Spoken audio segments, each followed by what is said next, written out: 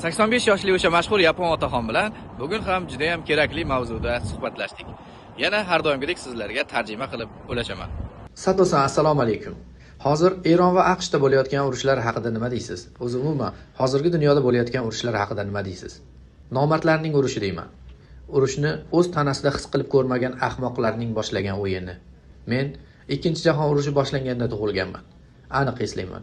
15 yoshimgacha to'yib ovqat yemaganman. Hattoki guruch ham bo'lmas edi. Otam bechora tog'larga chiqib ketib, sabzavotlar, bir narsalar topib kelardi. Ozgina yegulikni 5 kishi 2-3 haftaga bo'lib yerdik. Hayot tasavvur qilib bo'lmas darajada qiyin edi. Erkaklar urushga ketgan, ayollar, bolalar azobda edi.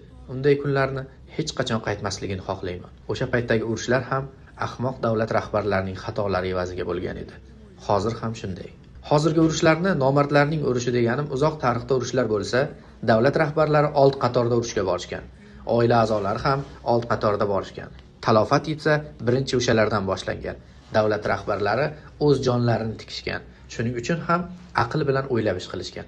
Hozirchi davlat rahbarlari yashirinib olib askarlarni, bombalarni yuboradi. O'zi qatnashmaydi.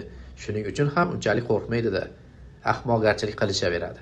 Hozir ham o'sha urush boshlayotgan, bostirib borayotgan davlat rahbarlariga o'zing birinchi qatorda bo'lasan.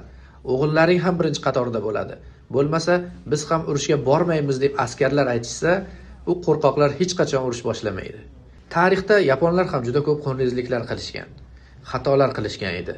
O'sha paytdagi rahbarlarning xatolari evaziga qancha begunoh bolalar, ayollar, odamlar azoblanishdi. Lekin o'shanda ham oddiy yapon xalqi urushga qarshi bo'lgan. O'zi oddiy xalq hech qachon urushni xohlamaydi. Hiroshima va Nagasakiga tashlangan bomba. Dahshat edi.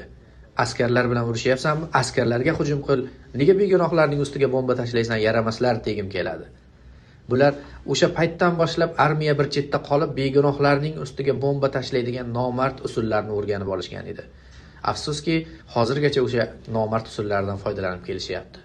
Hiroshima va Nagasakiga tashlangan u bombalarni, u xunrezlikni yoshlar bilmasligi mumkin, biz unutmaymiz. Haqiqiy yaponlar unutishmaydi, tarix unutmaydi. Hozir ham begunoh odamlarni bombalayotganlar homtama bo'lishmasin. Bularning javobi albatta bo'ladi. Urushning eng yomon tomoni esa urush boshlagan kattalar omon qolib, barcha jabrni oddiy xalq ko'radi. Afsus, ming afsus.